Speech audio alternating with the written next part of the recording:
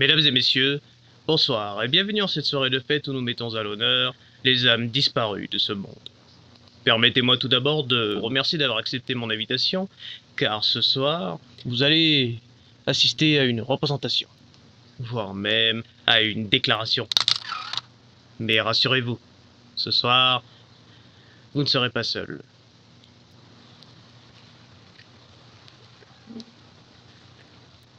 Voici un des personnages principaux de notre histoire. Comme vous pouvez le voir derrière moi au haut de cette colline, se trouve une magnifique bâtisse. Certains l'auront bien reconnue, elle vous évoque peut-être quelques souvenirs. D'autres, vous avez sûrement dû voir sa façade au moins une fois dans les journaux. Mais cette belle bâtisse qui autrefois était rayonnante renferme quelques histoires bien plus étranges et sanglantes que l'on pense. Permettez-moi de vous en conter une. Alors, soyez à l'écoute, soyez attentifs car ce soir, tout sera révélé au grand jour. Je me nomme David Kembrock et ce soir, vous êtes mes invités.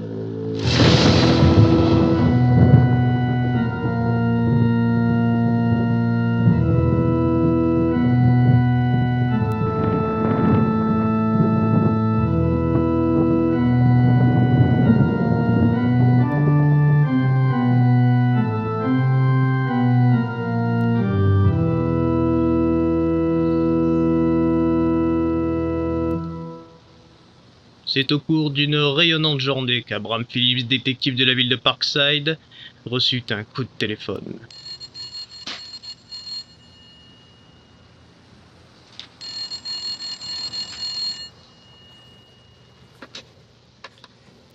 L'identité de la personne à l'autre bout du fil reste encore inconnue.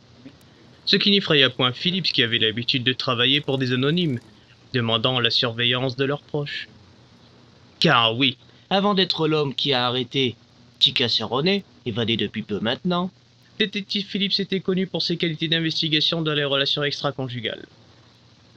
C'était même une source de dispute entre lui et sa femme. Combien de femmes avait-il dû voir pendant la journée?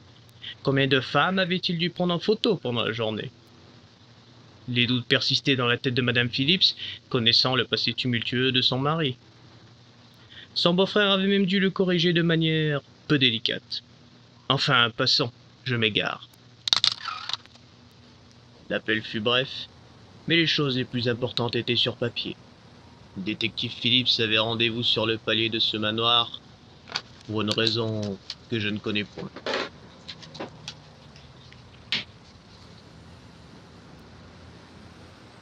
Comme vous, mesdames et messieurs, le contenu de cet appel téléphonique m'est inconnu. Par contre, il me semble que son adjoint, M. Henry Hillcoat, était furieux de ne pas avoir été invité à cette investigation mystérieuse. Et c'est ce jour-là qu'Henry Hillcoat vit pour la dernière fois M. Phillips. Maintenant, laissez-moi vous raconter ce que vous ne savez pas. M. Phillips arriva aux alentours de 23 heures aux portes du manoir.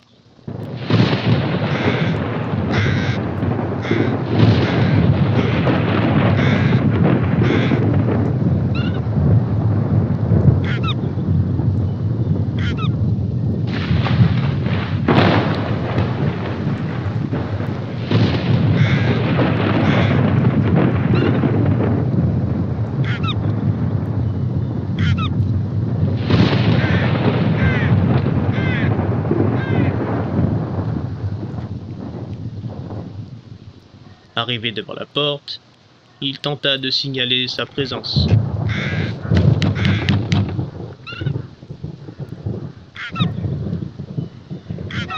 Mais personne ne lui ouvrit.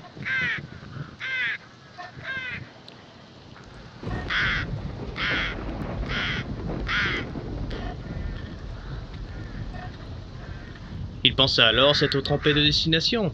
Mais non, il était bien là où on voulait l'amener. Ce n'est qu'après avoir signalé une nouvelle fois sa présence qu'une silhouette vint à sa rencontre.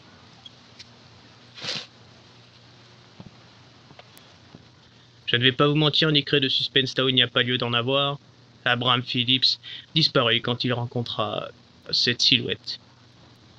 Cette silhouette est donc notre suspect principal. Un suspect dont l'identité m'échappe. Mais rassurez-vous, ce soir, tout sera révélé au grand jour. 2 jours passèrent, et toujours aucune nouvelle d'Abraham. Hillcoat, inquiet de cette situation, décida alors de prendre les devants. Il appela les hôpitaux, les postes de police, et même le pénitencier de Parkside, car Hillcoat savait que Phillips entretenait une relation avec la directrice de celui-ci. Elle ne savait même pas qu'Abraham avait une femme, alors qu'ils avaient envisagé le mariage et une vie commune. Aucune trace d'Abraham. Hillcoat ne voulait pas le faire, connaissant l'avis bien tranché de Madame Phillips sur leur métier, mais il se contraint à lui passer un coup de fil. Madame Phillips lui certifia qu'elle n'avait pas de nouvelles de son bien-aimé depuis maintenant 2 jours, elle aussi. Il n'en fallait pas plus à Henry Hillcoat pour qu'il se décide de mener sa propre enquête.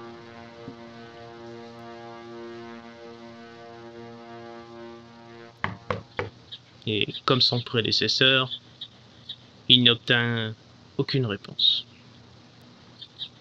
À croire que ce manoir est bel et bien abandonné. Mais soudain, un petit son strident attira son attention dans le cimetière.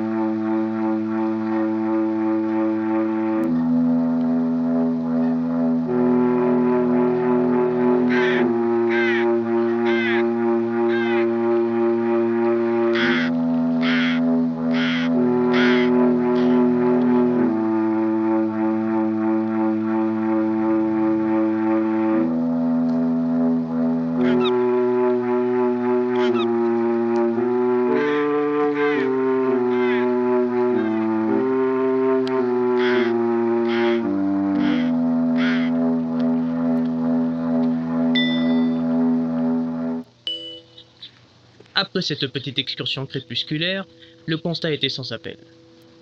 Monsieur Phillips était bel et bien porté disparu. Mais alors, qui peut bien en vouloir à Monsieur Phillips? Qui est le chef d'orchestre de tout ceci? Et si nous faisions une petite liste de tous les personnages que nous avons rencontrés au cours de notre histoire? Bien évidemment, Monsieur Phillips. J'ai ensuite évoqué sa femme Pénélope ainsi que son beau-frère.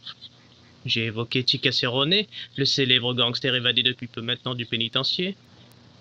J'ai d'ailleurs évoqué la relation extra-conjugale qu'entretenait Monsieur Phillips avec la directrice de ce même pénitencier.